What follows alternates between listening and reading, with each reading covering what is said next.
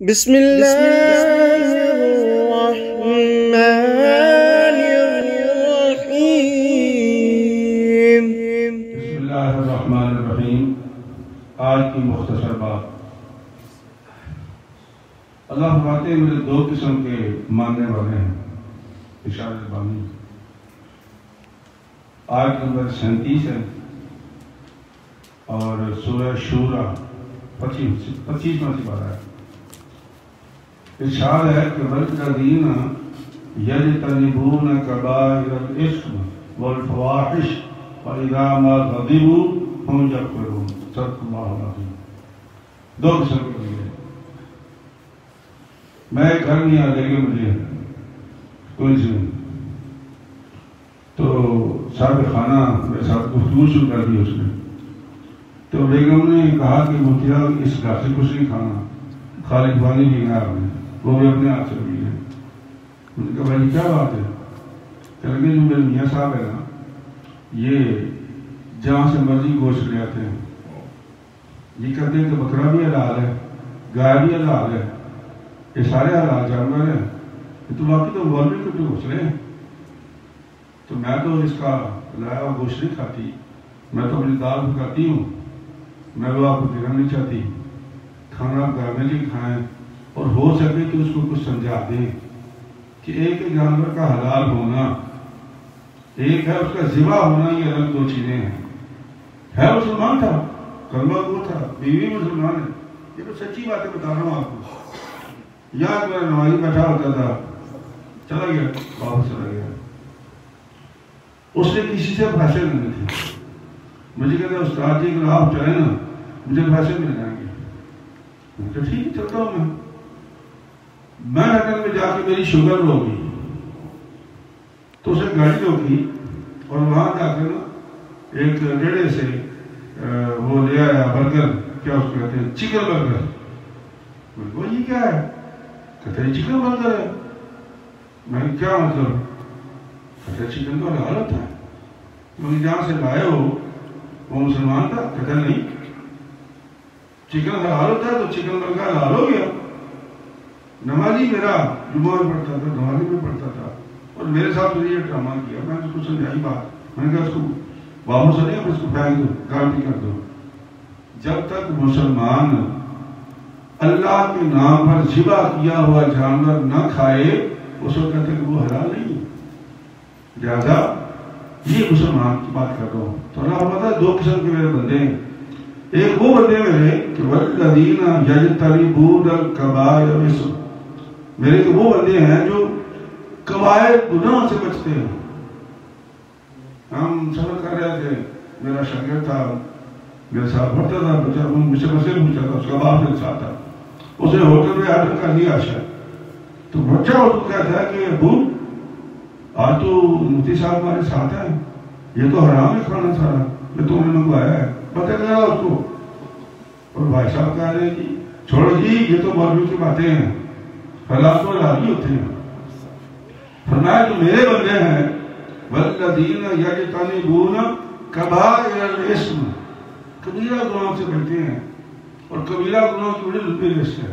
امام ابن حجر مکی رحمۃ اللہ علیہ نے 466 گناہ کبیرہ لکھے ہیں، جو موٹے موٹے نبی پاک نے بتائے بخاری شریف میں، مسلم شریف میں۔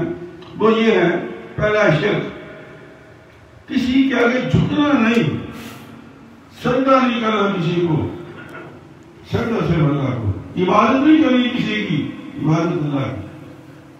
اور اس کے علاوہ اس کے مقابلے پر ہم سب یہ شریک سمجھنا شرک ہے، یہ گناہ کبیرہ میں سے ایک ہے۔ اور دوسری بات جو سرکار نے فرمائی والدین کی نافرمانی، یہ گناہ کبیرہ ہے، کیونکہ یہ دونوں چیزیں اکٹھی آتی ہیں۔ اور تیسری سرکار نے فرمایا جادو ٹونا کرنا۔ آج کل تو دیکھو آرام میں جادو ٹونا، اچھے اچھے مولوی کھا رہے بھائی ٹی وی میں بیٹھے ہوئے، کہتے $200 دو ہم تمہارا استخارہ کرتے ہیں۔ سرکار دوارا فرمایا استخارہ کرو لیکن تمہارا کام تم خود کرو، مجھے کیا مصیبت پڑی ہے، بھوک تمہیں لگی ہو کھانا میں کھا لوں، یہ کہاں لکھا ہوا ہے؟ تو یہ ناجائز ہیں جو ٹی وی میں استخارے کرتے ہیں، صرف پیسے کماتے ہیں، ان کو کیا ہوتا تمہارا کیا معاملہ ہے؟ اللہ کے نبی نے فرمایا کہ اگر تو خود فیصلہ کر سکتا ہے تو کر، نہیں تو پھر اللہ سے مشورہ کر، تو خود کر۔ امام سے یہ پوچھ کہ میں کون سی دعا کروں جس سے میرا استخارہ ٹھیک ہو جائے، وہ امام بتائے گا تجھے۔ لیکن امام اگر کہ ہمیں $100 دے دو میں تیرے استخارہ کرتا تو بے ایمان ہے وہ دھوکہ لانا دین کا۔ میرے نبی نے منع کیا اس کو۔ یہ ٹی وی پر آج کل تو پوری انڈسٹری کھلی ہوئی نا، آپ تو دیکھتے رہتے ہیں، یہ دین کے ساتھ مذاق ہو رہا ہے۔ تو فرمایا کہ جو گناہ کبیرہ سے بچتے ہیں، سود کھانا اور پڑوسی کی بیوی پہ بری نگاہ رکھنا گناہ کبیرہ۔ اللہ اکبر۔ مجھے ایک بندہ کہہ رہا تھا مولوی صاحب آپ کو کیا پتا، یہ جو نا بچے بڑے اچھے لگتے ہیں دنیا لوگوں کی اچھے لگتی ہے۔ مجھے مسئلہ بتا رہا تھا کہ بچے بڑے اچھے لگتے ہیں دنیا دوسروں کی اچھی لگتی ہے۔ جب یہ تمہارا اور پھر ناچ گانا، مسلمان ہو کر بچیوں کو نچانا کسی بھی نام پر، کلچر کے نام پر، گناہ کبیرہ۔ کیوں؟ اللہ فرماتا ہے والفواحش، جو میرے بندے ہیں وہ فواحش سے بچتے ہیں، بے حیائی۔ فواحش کا معنی کیا ہے؟ بے حیائی۔ تو بے حیائی کہاں سے شروع ہوتی ہے؟ مرد کے لگے اور ویسے، عورت کے لگے اور ویسے، دونوں لگی ہو جائے دونوں بے حیا ہے۔